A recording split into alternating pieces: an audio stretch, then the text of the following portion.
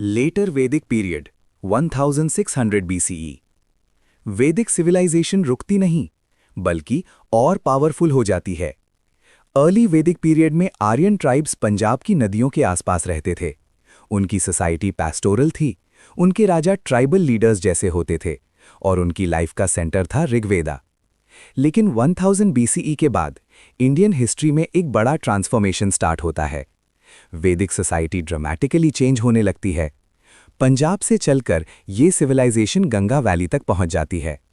छोटे tribal groups gradually powerful kingdoms में convert होने लगते हैं और इसी नए फेज को हिस्टोरियंस कहते हैं लेटर वैदिक पीरियड।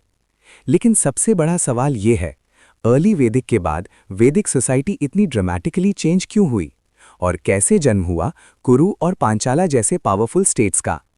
आज की डॉक्यूमेंट्री में हम लेटर वैदिक पीरियड की रियल स्टोरी समझेंगे।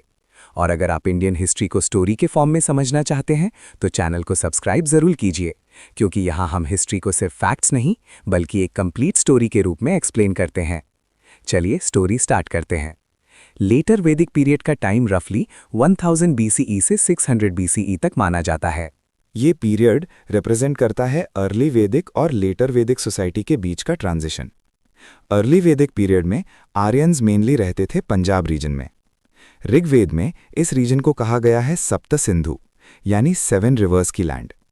लेकिन लेटर वैदिक पीरियड में वैदिक सिविलाइजेशन ग्रेजुअली मूव करती है गंगा यमुना डोआब की तरफ। ये शिफ्ट इंडियन हिस्ट्री का एक टर्निंग पॉइंट था। पंजाब की पैस्टोरल सोसाइटी अब ग्रेजुअली एग्रीकल्चर बेस्ड सोसाइटी बनने लगती है और इसी के साथ डेवलप होने लगते हैं परमानेंट सेटलमेंट्स। लेकिन सवाल ये है, आर्यन सडनली पंजाब से गंगा वैली की तरफ क्यों शिफ्ट हुए? हिस्टोरियंस के अकॉर्डिंग इसके 2 मेजर रीजंस थे। पहला रीजन था पॉपुलेशन इंक्रीज और दूसरा रीजन था एग्रीकल्चर एक्सपेंशन। गंगा वैली की लैंड एक्सट्रीमली फर्टाइल थी, लेकिन एक प्रॉब्लम थी, ये रीजन डेंस फॉरेस्ट से कवर्ड था। इन फॉरेस्ट्स को क्लियर करना सिंपल वुडन टूल से पॉसिबल नहीं था और यहीं पर एंटर होती है एक revolutionary technology, iron. Iron tools की वजह से डेंस फॉरेस्ट को क्लियर करना पॉसिबल हुआ और जब फॉरेस्ट क्लियर हुए तो एग्रीकल्चर रैपिडली एक्सपैंड होने लगा। इस फर्टाइल लैंड पर ग्रेजुअली डेवलप हुए न्यू सेटलमेंट्स। कुरुक्षेत्र, हस्तिनापुर और कौशांबी जैसे सेंटर्स लेटर वैदिक सिविलाइजेशन के मेजर हब्स बन गए। लेकिन यहाँ एक इंटरेस्टिंग सवाल उठता है, क्या ये वही हस्तिनापुर है जिसका मेंशन महाभारता में मिलता है? आर्कियोलॉजिस्ट को हस्तिनापुर में पेंटेड ग्रेवेयर कल्चर के एविडेंसेस मिले हैं और कुछ हिस्टोरियंस मानते हैं कि महाभारता की कुछ स्टोरीज शायद इसी रीजन से इंस्पायर्ड हो सकती हैं। लेकिन लेटर वैदिक पीरियड की सबसे पावरफुल पॉलिटिकल रीजन थी कुरु पांचाला। ये रीजन रफली कवर करता था मॉडर्न वेस्टर्न उत्तर प्रदेश और हरियाणा। कुरु किंगडम को हिस्टोरियंस वैदिक पॉलिटिकल हिस्ट्री का सबसे इंपॉर्टेंट अर्ली स्टेट मानते हैं। यहीं पर वैदिक रिचुअल्स का स्टैंडर्डाइजेशन हुआ और यहीं पर डेवलप हुआ लेटर वैदिक पॉलिटिकल सिस्टम, यानी सिंपल ट्राइबल सोसाइटी से ऑर्गेनाइज्ड किंगडम्स की तरफ ट्रांजिशन। लेकिन सवाल यह है, हमें लेटर वैदिक पीरियड के बारे में पता कैसे चलता है? इसका सबसे इंपॉर्टेंट सोर्स है वैदिक लिटरेचर। ऋग्वेदा के बाद 3 और इंपॉर्टेंट वेदास कंपोज हुए, सामवेदा, यजुर्वेदा और Atharvaveda. Samaveda mainly religious chants और म्यूजिक से रिलेटेड था। यजुर्वेदा डिस्क्राइब करता है रिलीजियस रिचुअल्स को परफॉर्म करने के एग्जैक्ट प्रोसीजर्स। और अथर्ववेदा में मिलते हैं डेली लाइफ के रेफरेंसेस और कुछ मैजिकल स्पेल्स भी। लेकिन लेटर वैदिक लिटरेचर सिर्फ वेदास तक लिमिटेड नहीं था। इस पीरियड में कुछ और इंपॉर्टेंट टेक्स्ट्स भी लिखे गए, जैसे ब्राह्मणास, अरण्यकास और उपनिषद्स।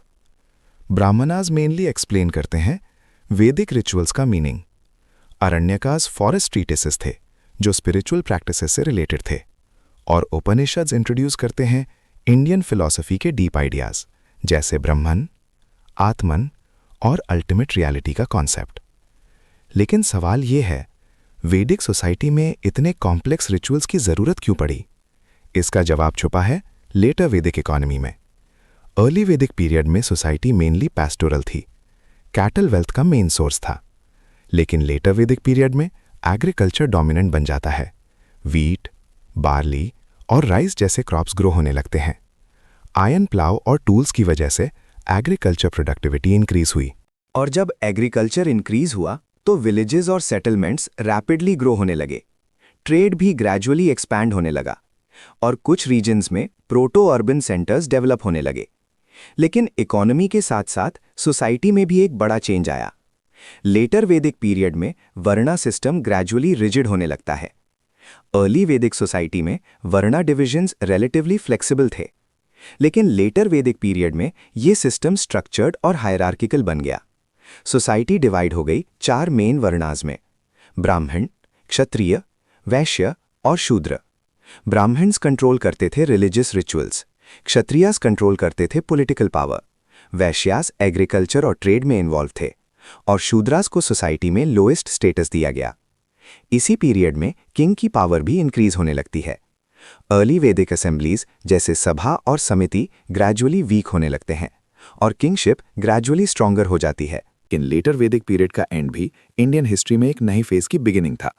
600 BCE के आसपास इंडियन सबकॉन्टिनेंट में राइज होती हैं पावरफुल स्टेट्स, जिन्हें कहा जाता है महाजनपदास, और इसी फेज से स्टार्ट होती है एंशिएंट इंडिया की real political history, Magadha empire का राइज और इवेंचुअली मौर्यन एम्पायर का इमर्जेंस।